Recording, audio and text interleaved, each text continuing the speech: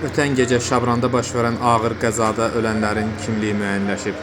Qəza zamanı Bakı şəhər sakini 22 yaşlı Akif Zeynalzadə və onun həyat yoldaşı Dinarə Zeynalzadə həlak olub. Akif Vətən müharibəsi iştirakçısı idi.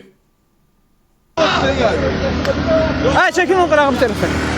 Ya qardaşlar, gəlin nə qurban. Otur qardaş, başını gəldi.